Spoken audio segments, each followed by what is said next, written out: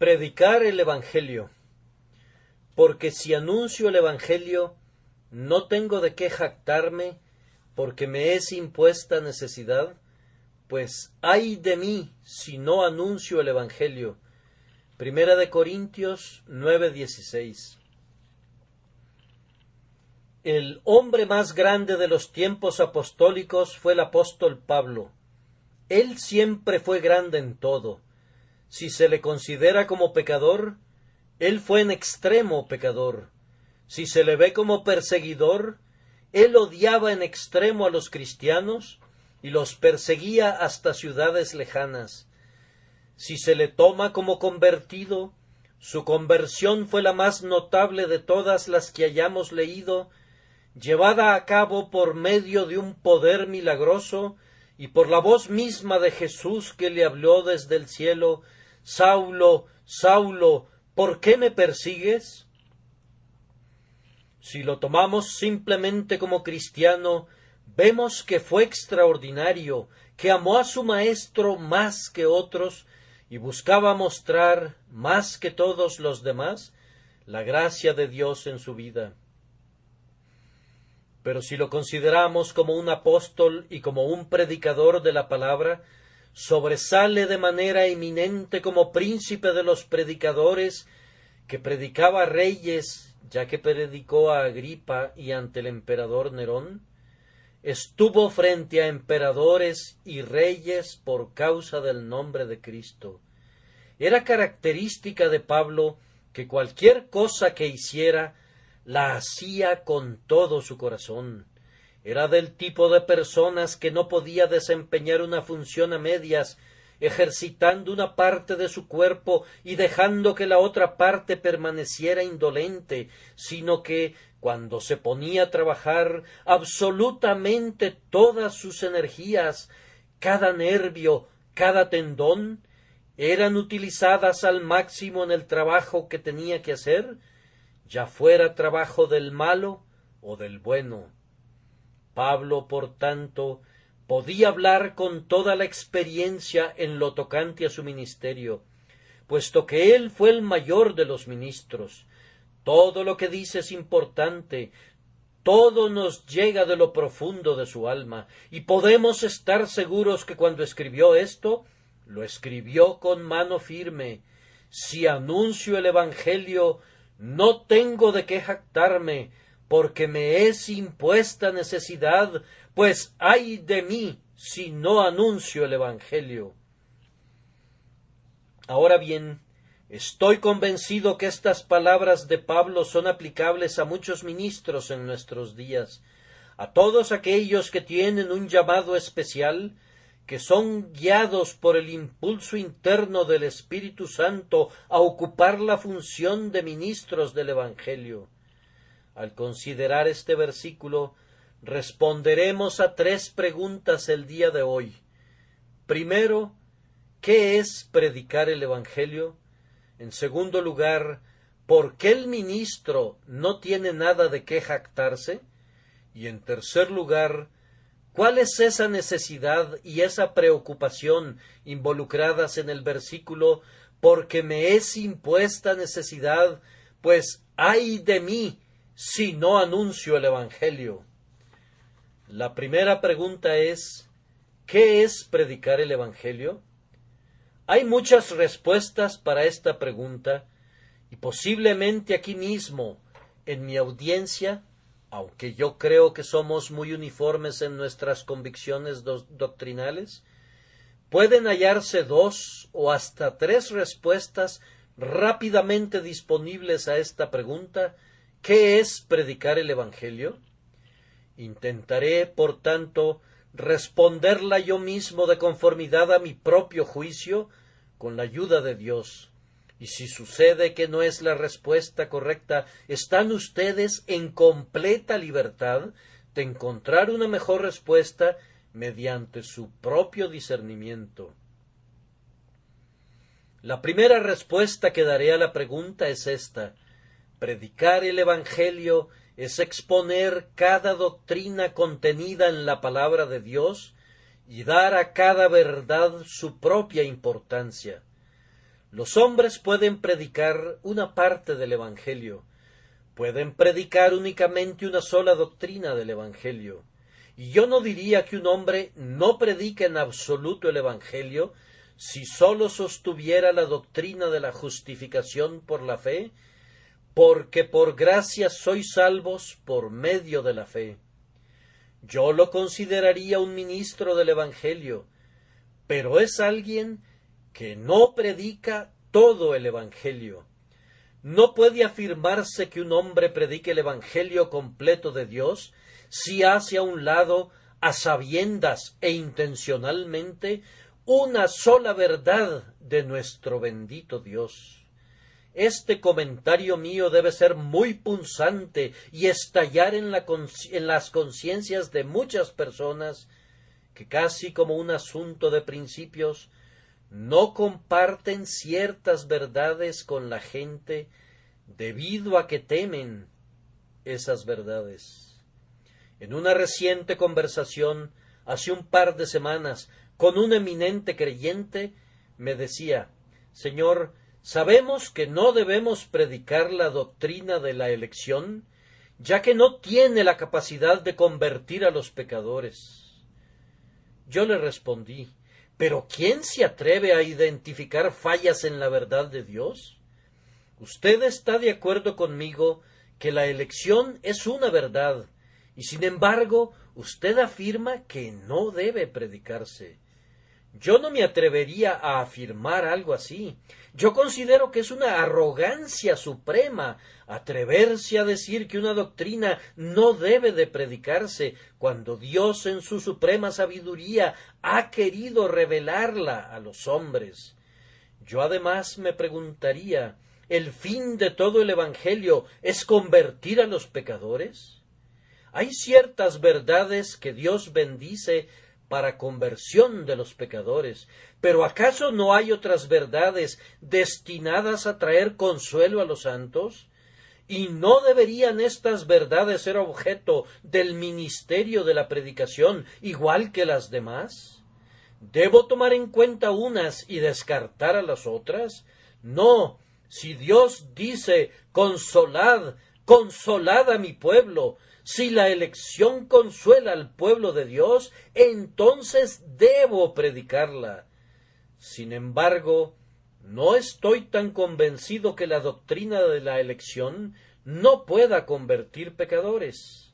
El gran Jonathan Edwards nos dice que en el momento culminante de uno de sus avivamientos predicaba acerca de la soberanía de Dios tanto en la salvación como en la condenación del hombre, y mostraba que Dios era infinitamente justo si enviaba a los hombres al infierno, que Él era infinitamente misericordioso si salvaba a algunos, y que todo provenía de su libre gracia soberana. Y decía: no he encontrado ninguna otra doctrina que promueva tanta reflexión. Nada encuentra un mejor camino al corazón del hombre que la predicación de esta verdad. Lo mismo puede decirse de otras doctrinas.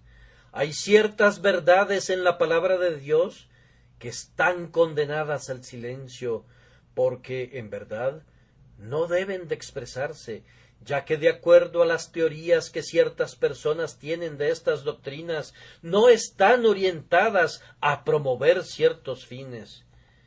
Pero ¿nos corresponde a nosotros juzgar la verdad de Dios?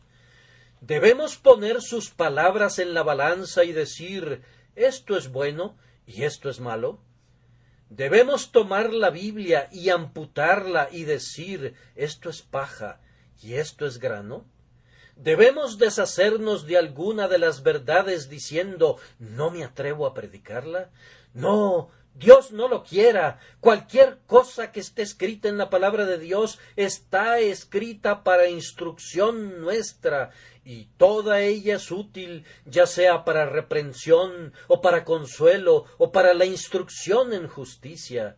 Ninguna verdad de la palabra de Dios debe ocultarse, sino que cada porción de ella debe predicarse según su propio sentido.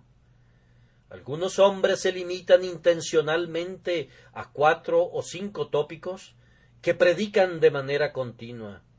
Si te aventuras a entrar a sus iglesias, naturalmente esperarás oírlos predicar sobre este versículo, ni de la voluntad de la carne, sino de Dios, o si no, sobre este otro, elegidos conforme al previo conocimiento de Dios Padre.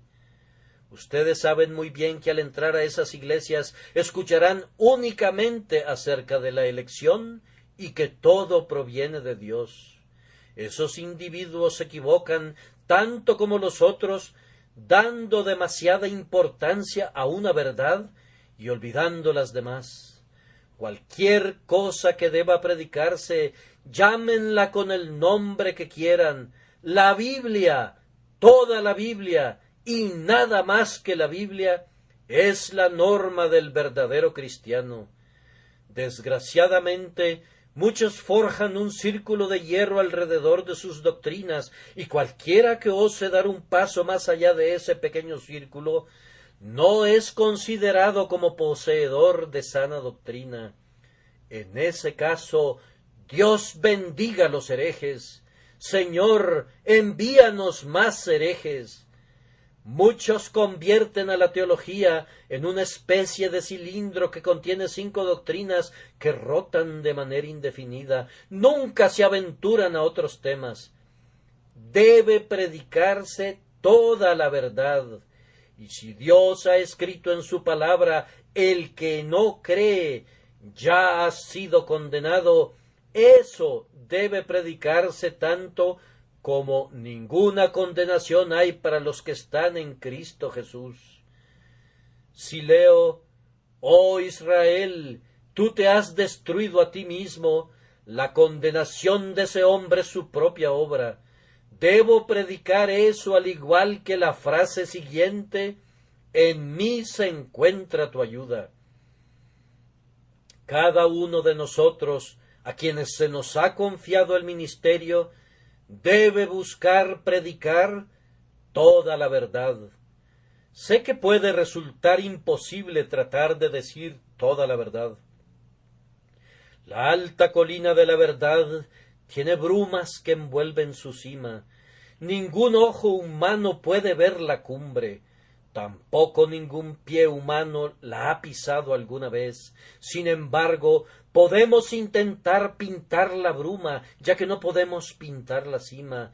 Intentemos describir el misterio, ya que no podemos explicarlo. No encubramos nada. Si hay nubes en la cima de la montaña de la verdad, digamos, nube y oscuridad hay alrededor de ella. No lo neguemos y no pensemos en reducir la montaña de acuerdo a nuestro propio estándar, simplemente porque no podemos ver la cima o porque no podemos alcanzar la cumbre. El que quiera predicar el Evangelio debe predicar todo el Evangelio. Quien quiera ser considerado un ministro fiel no debe hacer a un lado ningún aspecto del Evangelio. Nuevamente, si me preguntan ¿qué es predicar el Evangelio?, contesto que predicar el Evangelio es exaltar a Jesucristo. Tal vez esta sea la mejor respuesta que puedo ofrecer. Me entristece comprobar a menudo que poco se entiende el Evangelio, aun entre algunos de los mejores cristianos. Hace algún tiempo una joven mujer se encontraba en medio de una gran tribulación en su alma. Ella se acercó a un hombre cristiano muy piadoso, quien le dijo: «Mi querida amiga, debes irte a casa a orar». Yo pensé en mis adentros, eso no es nada bíblico. La Biblia no dice «vete a casa y ora». La pobre joven se fue a casa y oró y continuó sufriendo su tribulación. Él le dijo: «Debes tener paciencia, debes leer las Escrituras y estudiarlas». Eso tampoco es bíblico, eso no es exaltar a Cristo.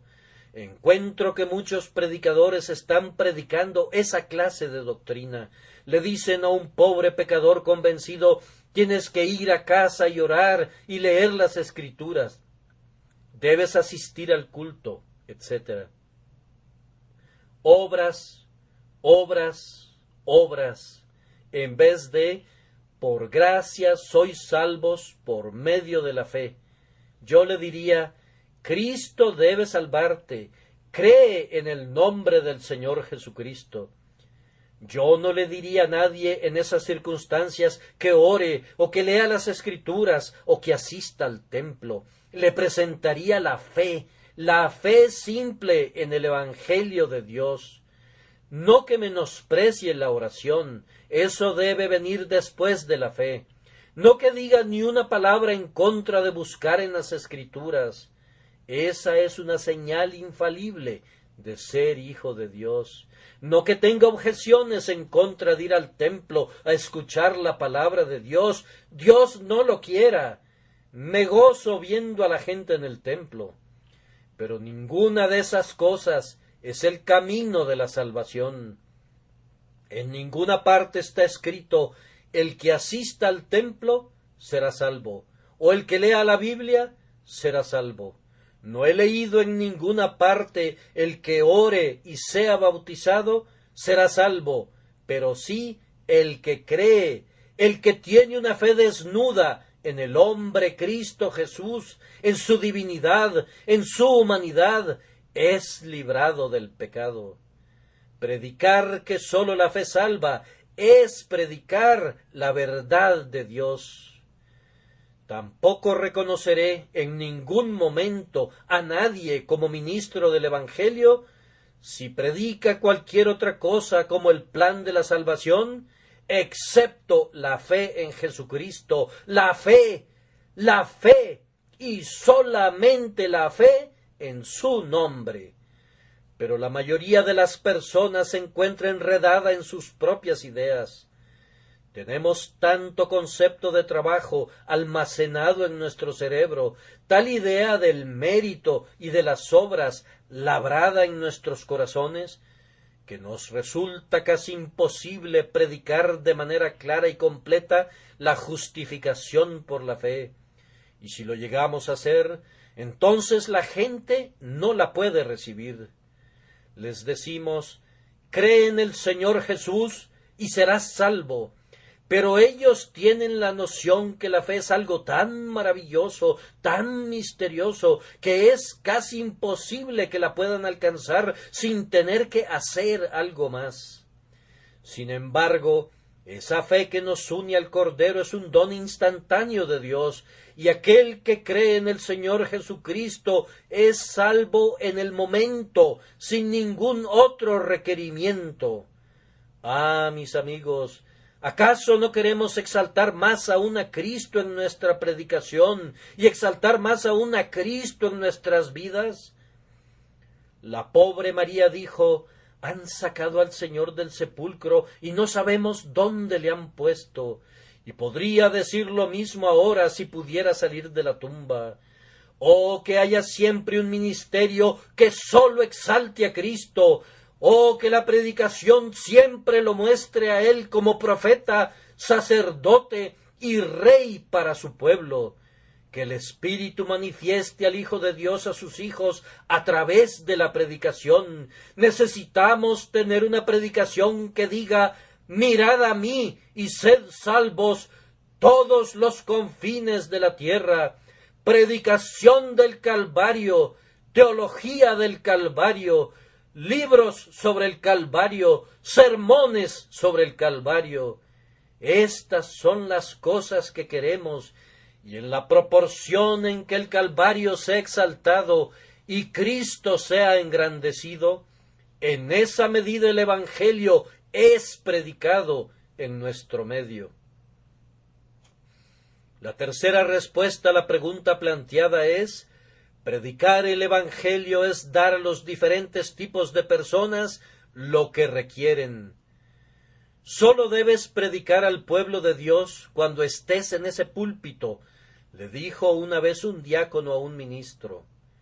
El ministro respondió: ¿has marcado a todo el pueblo de Dios en la espalda para que pueda reconocerlo? ¿De qué sirve esta gran capilla si solo voy a predicar al querido pueblo de Dios? Son demasiado pocos. El querido pueblo de Dios puede caber en un pequeño salón. Tenemos aquí mucha gente que no pertenece al querido pueblo de Dios. ¿Y cómo puedo saber si la predicación que me piden que dirija al pueblo de Dios no puede también alcanzar a alguien más? Alguien puede decir, por otro lado, por favor, predica a los pecadores. Si no predicas a los pecadores esta mañana, no habrás predicado el Evangelio. Te escucharemos solo una vez, y tendremos la certeza que no caminas correctamente si no predicas particularmente a los pecadores en esta mañana, en este sermón en particular. ¡Qué tontería, mis amigos! Hay momentos en que debe alimentarse a los hijos, y hay otras ocasiones en que debe advertirse a los pecadores. Hay propósitos diferentes para ocasiones diferentes. Si un ministro predica a los santos de Dios y no dice nada a los pecadores, está actuando correctamente siempre y cuando en otras oportunidades en que no esté consolando a los santos, dirija su atención de manera especial a los impíos. Escuché un buen comentario de un amigo mío muy inteligente el otro día. Una persona estaba criticando las fallas de lecturas para la mañana y para la noche del Dr. Hawker, ya que no tenían por objetivo la conversión de los pecadores. Mi amigo le dijo al caballero: ¿Has leído la historia de Grecia escrita por Grote? Sí.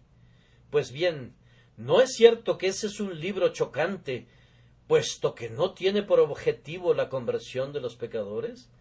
Sí, respondió el otro, pero la historia de Grecia escrita por Grote no fue escrita para convertir a los pecadores. No, respondió mi amigo, y si tú hubieras leído el prefacio de lecturas para la mañana y para la noche del Dr. Hawker, hubieras visto que ese libro no fue escrito para convertir a los pecadores, sino para alimento del pueblo de Dios. Y si cumple con ese objetivo, entonces el escritor ha sido sabio, aunque no haya tenido otro objetivo. Cada grupo de personas debe recibir lo suyo. El que predica únicamente a los santos y sólo a ellos, no predica el Evangelio completo. El que predica únicamente a los pecadores y sólo a ellos y nunca a los santos, no predica el Evangelio completo. Nosotros tenemos aquí una mezcla de todo. Tenemos al santo que está lleno de seguridad y es fuerte.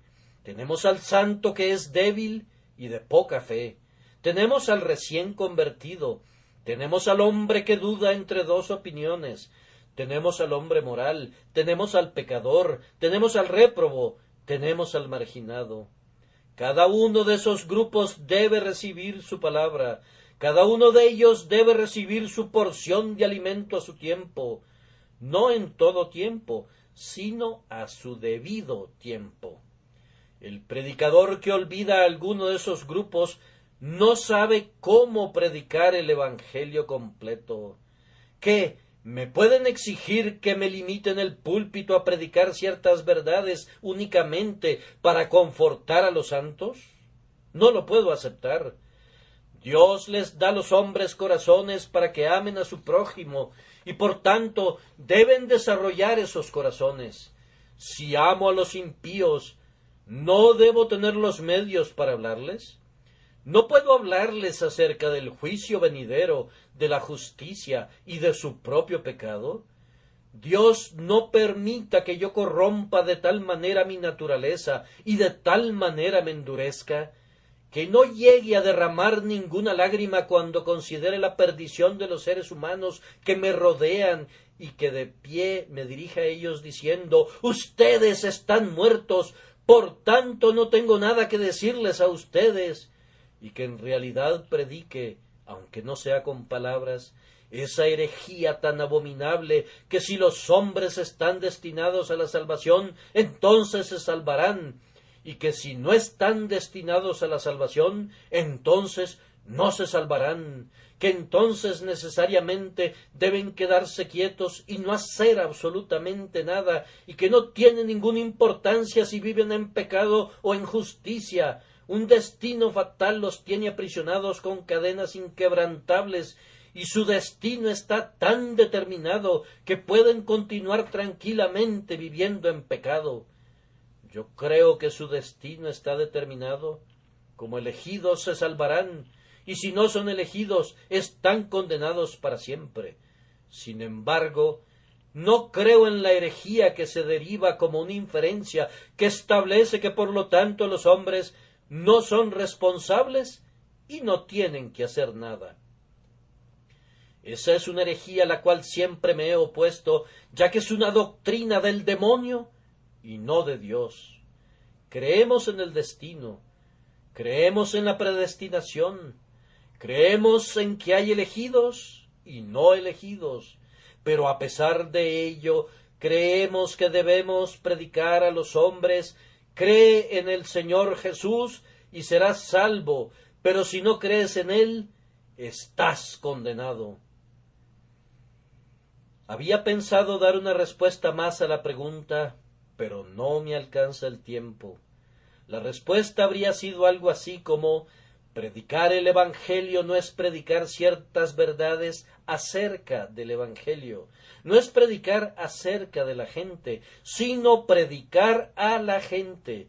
Predicar el Evangelio no consiste en hablar sobre lo que el Evangelio es, sino en predicarlo al corazón, no por medio de tu propio poder, sino bajo la influencia del Espíritu Santo. No es estar en el púlpito y hablar como si nos estuviéramos dirigiendo al ángel Gabriel diciéndole ciertas cosas, sino hablar de hombre a hombre y derramar nuestro corazón en el corazón del compañero. Esto, creo yo, es predicar el Evangelio y no decir entre dientes algún árido manuscrito el domingo en la mañana o en la noche.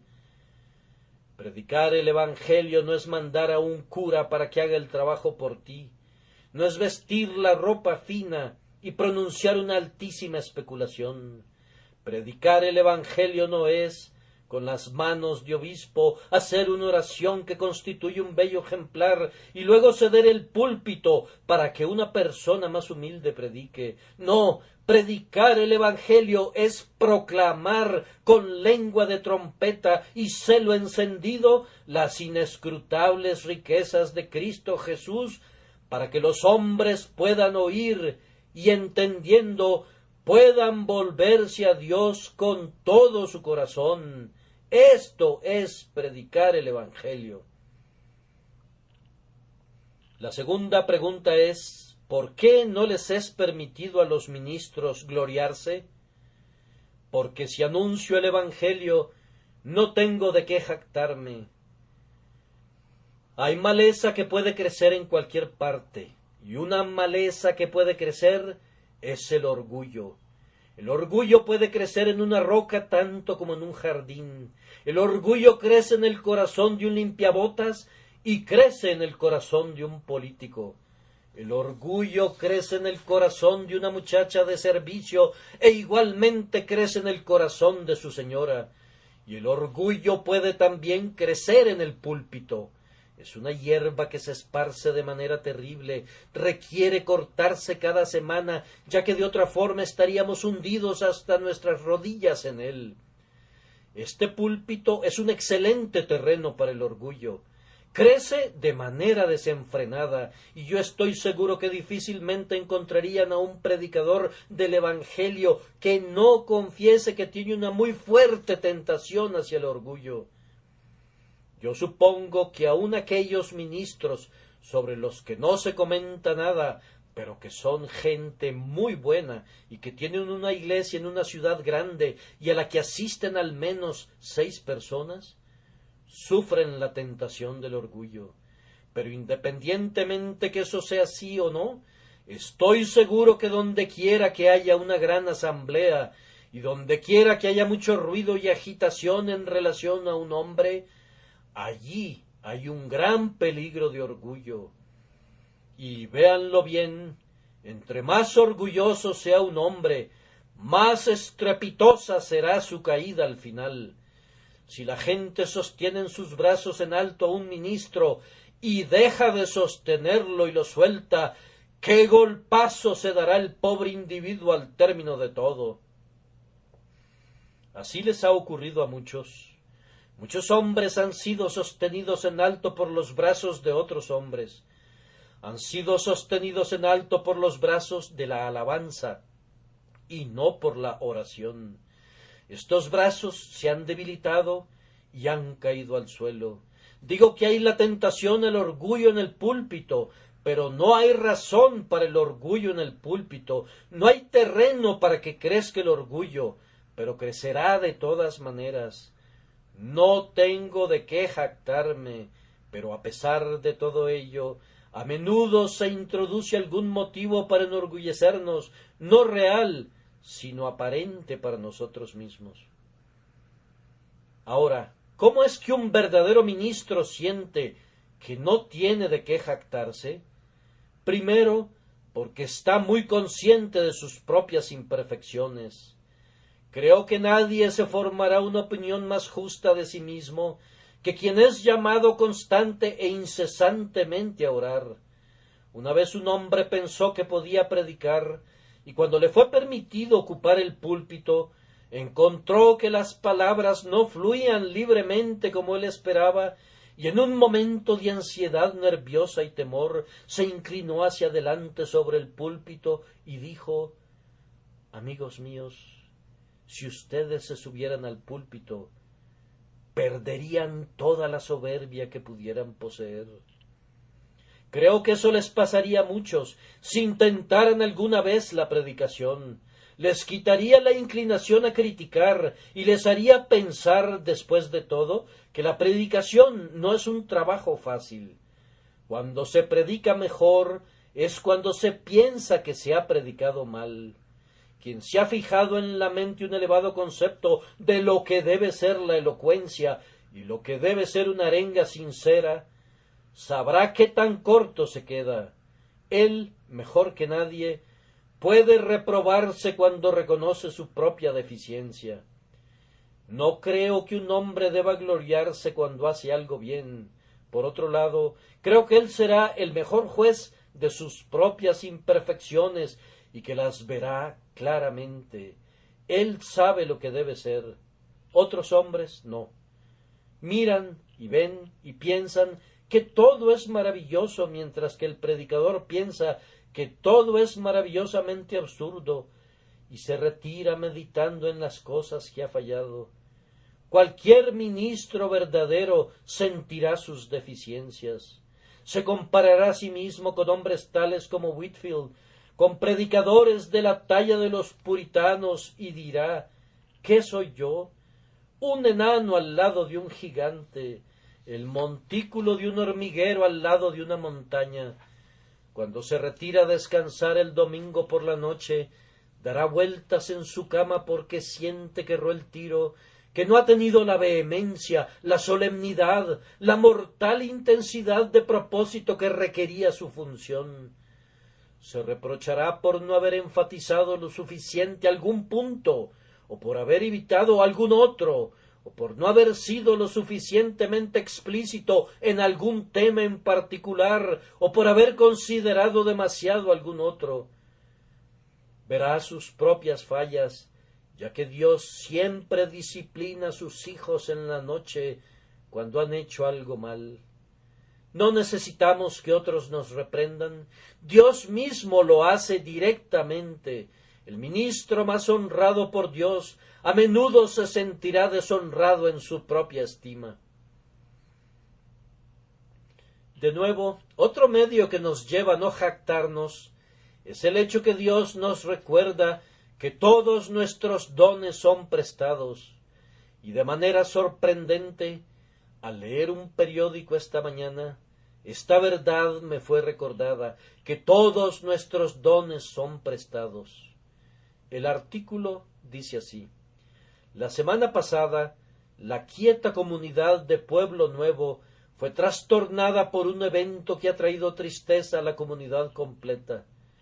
Un caballero muy exitoso, que había obtenido un título universitario con honores, se ha vuelto loco desde hace algunos meses. Él había administrado una academia para la educación de jóvenes, pero su locura lo ha obligado a abandonar su ocupación y desde hace algún tiempo ha vivido solo en una casa en esa comunidad. El casero obtuvo una orden de desalojo y, habiendo sido necesario esposarlo, lo dejaron negligentemente sentado en unas escaleras a la vista de una gran multitud, hasta que llegó el medio de transporte que lo condujo al asilo. Uno de sus alumnos, según el periódico, es el señor Spurgeon. El hombre que me enseñó todo lo que sé en cuanto a conocimiento humano se ha convertido en un loco de atar.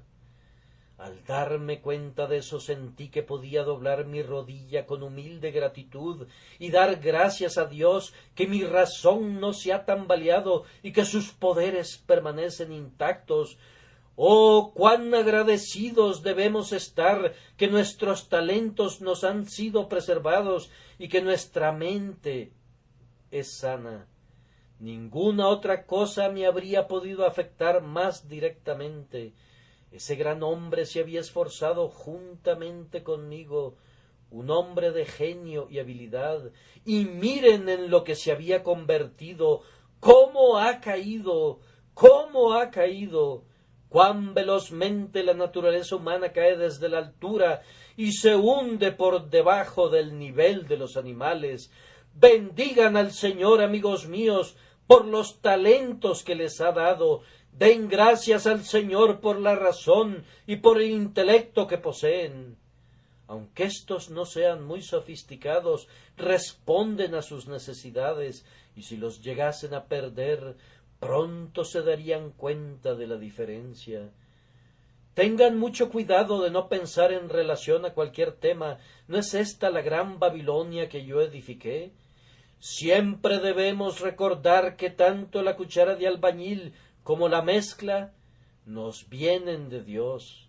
La vida, la voz, el talento, la imaginación, la elocuencia, todos son dones de Dios, y quien haya recibido los mayores dones debe sentir que a Dios pertenece el escudo de los poderosos, puesto que Él ha dado poder a su pueblo y fortaleza a sus siervos. Otra respuesta a la pregunta, otro medio que utiliza el Señor para preservar a sus ministros de la tendencia a jactarse, es este. Él les hace sentir su dependencia constante del Espíritu Santo. Confieso que algunos ministros no sienten eso. Algunos se atreven a predicar sin el Espíritu de Dios o sin haberle orado. Pero pienso que ningún hombre que verdaderamente haya sido llamado de lo alto se atrevería a hacer eso, sino más bien sentirá que necesita el Espíritu. Una vez, cuando me encontraba predicando en Escocia, el Espíritu de Dios quiso dejarme solo. No pude hablar como usualmente lo hago. Tuve la necesidad de decirle a la gente que el coche había perdido sus ruedas, que el coche se arrastraba pesadamente. He sentido el beneficio de eso desde entonces. Fui humillado amargamente y pude haberme arrastrado bajo la cáscara de una nuez o me pude haber escondido en cualquier oscuro rincón de la tierra. Sentí como si no debía hablar más en el nombre del Señor. Y entonces me vino el pensamiento: oh, eres una criatura ingrata, ¿no ha hablado Dios por tu medio cientos de veces? Y por esta vez que no quiso hacerlo, ¿vas a reconvenir a Dios por eso? Más bien dale gracias por los cientos de veces que ha estado a tu lado. Y si alguna vez te ha abandonado, entonces admira su bondad de mantenerte humilde por este medio. Algunos pueden pensar que fue el poco estudio lo que me llevó a esa situación, pero puedo afirmar con toda honestidad que no fue eso. Pienso que estoy obligado a estudiar con dedicación y así no tentar al espíritu con sermones sin preparación. Usualmente considero mi deber pedir la guía del Señor para mis sermones y le imploro que lo grabe en mi mente, pero en esa ocasión creo que me había preparado más cuidadosamente de como ordinariamente lo hago, de tal forma que la falta de preparación no era la causa. La simple causa fue: el viento sopla de donde quiere, y los vientos no siempre son huracanados. En algunas ocasiones el viento está quieto, y por tanto, si me apoyo en el espíritu, debo saber que no siempre sentiré su poder con la misma fuerza. ¿Qué haría yo sin la influencia celestial, ya que a ella le debo todo? Por medio de este pensamiento Dios humilla a los que le sirven. Dios nos enseñará cuánto lo necesitamos. No permitirá que pensemos que hacemos algo por nosotros mismos. No, dice Él, no te corresponde nada de la gloria. Voy a humillarte. ¿Estás pensando, yo hago esto? Te mostraré lo que eres sin mí. Vemos a Sansón ir tras los filisteos para atacar. Él se imagina que puede matarlos, pero los filisteos están encima de Sansón, le sacan los ojos, su gloria se esfuma porque no confió en su Dios, sino que confiaba en sí mismo. Cada ministro será llevado a sentir su dependencia en el Espíritu, y entonces dirá con énfasis, igual que Pablo, porque si anuncio el Evangelio, no tengo de qué jactarme. Ahora viene la tercera pregunta, con la cual concluiremos este mensaje. ¿Cuál es esa necesidad que nos es impuesta de predicar el Evangelio? En primer lugar, una gran parte de esa necesidad se debe al llamamiento mismo. Si un hombre es verdaderamente llamado por Dios para el ministerio, lo desafío a que se niegue a aceptar el llamamiento. Un hombre que verdaderamente tiene en su seno la inspiración del Espíritu Santo que lo llama a predicar, no puede dejar de hacerlo, tiene que predicar. Como fuego en los huesos, así será su influencia hasta que proyecte sus llamas hacia afuera. Los amigos pueden querer frenarlo, los enemigos criticarlo, los despreciadores burlarse de él. Pero el hombre es indomable. Él tiene que predicar si tiene el llamado del cielo. Todo el mundo lo puede abandonar, pero él le predicaría las áridas cumbres de las montañas. Si tiene el llamado del cielo, aunque no tenga una congregación, le predicaría las cascadas y daría su voz a los riachuelos. No podría callarse. Sería una voz proclamando en el desierto: preparad el camino del Señor. No creo que se pueda detener a un ministro de la misma forma que no se puede detener a las estrellas del cielo. No creo que se pueda lograr que un ministro deje de predicar si realmente tiene el llamado, de la misma manera que no se puede detener a las poderosas cataratas queriendo consumir sus aguas con la tacita de un niño. El hombre que ha sido guiado por el cielo no puede ser detenido por nadie. Ha sido tocado por Dios y nadie le impedirá predicar. Volará en alas de águila y nadie podrá encadenarlo a la tierra. Hablará con la voz de un serafín y nadie podrá cerrar su boca. ¿No es su palabra como un fuego dentro de mí? ¿Debo de callar cuando Dios ha colocado su palabra en mí? Y cuando un hombre habla de conformidad a lo que el Espíritu le da a hablar, siente un gozo semejante al cielo, y cuando termina, desea volver a su trabajo de nuevo y ansía estar predicando nuevamente. Yo creo que los jóvenes que predican tan solo una vez a la semana y piensan que ya han cumplido con su deber, no han sido llamados por Dios a una gran obra.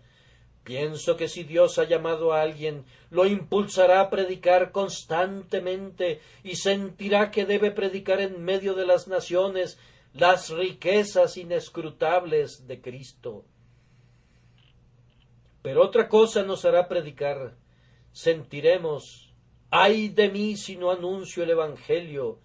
y esa es la triste carencia de este pobre mundo caído. Oh ministro del Evangelio, haz un alto por un instante y piensa en tus pobres prójimos. Velos como un arroyo apresurándose a la eternidad. 10,000 vuelan a su morada eterna cada solemne momento. Mira el término de ese arroyo, esa tremenda catarata que lanza arroyos de almas al abismo. Oh ministro, piensa que los hombres se condenan por millares cada hora, y que cada vez que late tu pulso, una nueva alma abre sus ojos en el infierno en medio de tormentos. Piensa en cómo los hombres aceleran su camino a la destrucción, cómo el amor de muchos se enfría y abunda la iniquidad. Te pregunto, ¿no sientes una gran necesidad? ¿No sientes el «ay de mí si no predico el Evangelio»? Camina una tarde por las calles de Londres en el momento del ocaso, cuando la oscuridad abriga a la gente. ¿No ves a aquella prostituta caminar veloz a su maldito trabajo? ¿No ves a miles y miles de millares lanzados a la ruina cada año? Del hospital y del asilo salen voces que dicen «¡ay de ti si no predicas el Evangelio!». Acércate a ese gran edificio construido con paredes impresionantes, entra en los calabozos y mira allí a los ladrones que por años han gastado sus vidas en el pecado. Ábrete paso en alguna ocasión hacia la triste plaza de Newgate y mira al asesino ajusticiado. Una voz saldrá de cada institución correccional, de cada prisión, de cada patíbulo, diciendo «¡ay de ti si no predicas el Evangelio!». Acércate a las camas de los moribundos y observa cómo los hombres mueren en la ignorancia sin conocer los caminos del Señor. Mira el terror en sus rostros conforme se acercan a su juez, sin haber conocido la salvación, sin haber siquiera conocido el camino, y mientras los ves temblando ante su hacedor, escucha una voz «Ministro, ay de ti si no predicas el Evangelio». Puedes también seguir otra ruta. Ve alrededor de esta gran metrópolis y párate a la puerta de algún lugar donde se escuchen el sonar de campanillas, cantos y música, pero bajo el total influjo de la ramera de Babilonia, donde las mentiras se predican como verdades. Y cuando regreses a casa y pienses en los papas, deja que una voz te recuerde: «Ministro, ay de ti si no predicas el Evangelio». O entra a la habitación del infiel donde blasfema en contra de su hacedor, o asiste al teatro donde se ponen en escena obras llenas de lujuria y libertinaje, y de lo profundo de todos estos antros de vicio sale una voz: «Ministro, ay de ti si no predicas el Evangelio». Y da una última caminata por las cámaras de los condenados. Cuando pueda verse el abismo del infierno, párate frente a él y escucha los tristes lamentos, las quejas vacías y los chillidos de fantasmas torturados. Acerca tu oído a las puertas del infierno y por unos instantes escucha los gritos entremezclados y los alaridos de agonía y desesperación que te romperán los tímpanos. Y cuando regreses de ese triste lugar con su música lúgubre, aún produciéndote terror, escucharás la voz que te recuerda: «Ministro, ministro, ay de ti si no anuncias el Evangelio».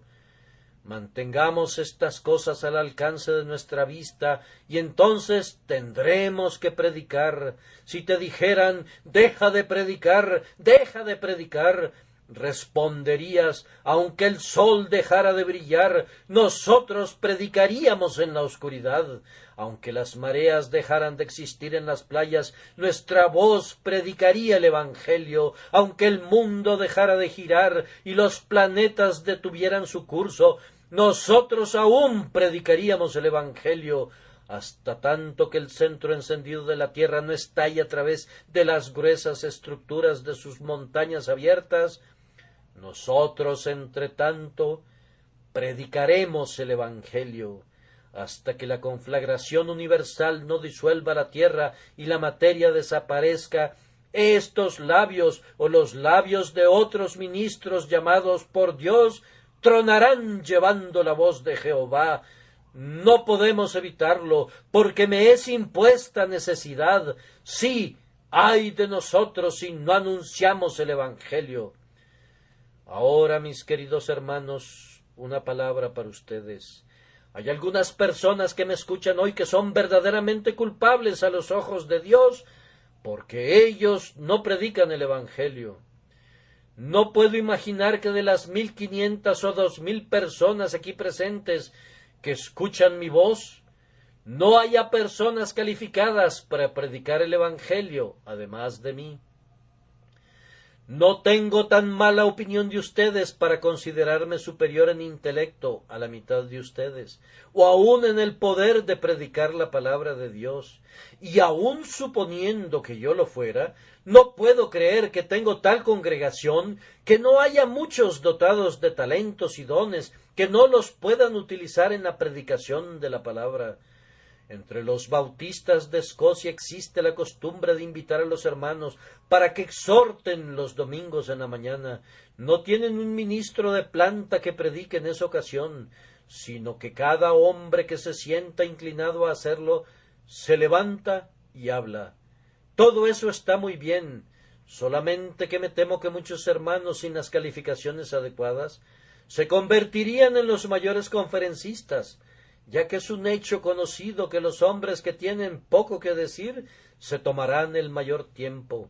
Y si yo presidiera, les diría: hermano, está escrito, habla para edificación. Estoy seguro que no te edificarías ni a ti mismo ni a tu esposa. Intenta lograr eso primero, y si no lo puedes lograr, no desperdicies nuestro precioso tiempo.